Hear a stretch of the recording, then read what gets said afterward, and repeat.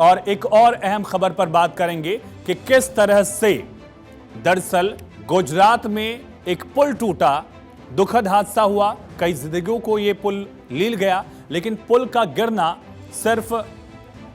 गिरना सिर्फ structural failure नहीं है, बल्कि अधिकारियों की लापरवाही, ठेकेदारों की लापरवाही जो है वो भी उजागर करता है। और यही वजह है कि जब भी इस तरह के हादसे होते हैं फिर सवाल उठते हैं अधिकारियों पर, सिस्टम पर और साथ ही इसके लिए जिम्मेदार मंत्रियों पर भी।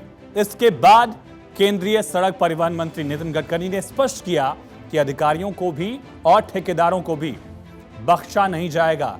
लेकिन उससे पहले यह समझिए कि किस तरह से जो पूरा हादसा हुआ उससे कई सारे सवाल उठे। नितिन गडकरी की तरफ से कहा गया कि हादसा और कंस्ट्रक्शन के समय बेईमानी और फ्रॉड करना अलग अलग चीज है और गलती जानबूझकर नहीं की गई तो माफी कर देनी चाहिए, लेकिन अगर गलती जानबूझकर की गई है तो उसे ठोकना चाहिए। इस तीखे शब्द का इस्तेमाल जो है वो नितिन गडकरी की तरफ से किया गया और स्पष्ट संदेश जो है अधिकारियों से लेकर ठेकेदारों के लिए था। उन्होंने कहा कि पैसे कमाइए, लेकिन पैसे कमाने की कीमत लोगों की जिंदगी नहीं होनी चाहिए। सड़क में कोई कमी होती है, मैं संबंधित अधिकारी कर्मचारी को छोड़ता नहीं हूं, डांट देता हूं।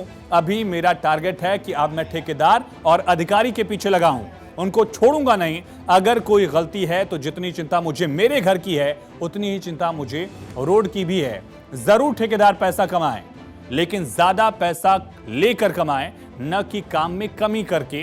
यह स्पष्ट संदेश, एक तरह से चेतावनी जो है वो नितिन गडकरी की तरफ से दी गई और उनकी तरफ से एक उम्मीद की किरण भी जागी लोगों में। साफ तौर पर भ्रष्ट ठेकेदार अधिकारियों को वो जो चेतावनी दे रहे हैं वो काबिल तारीफ भी है।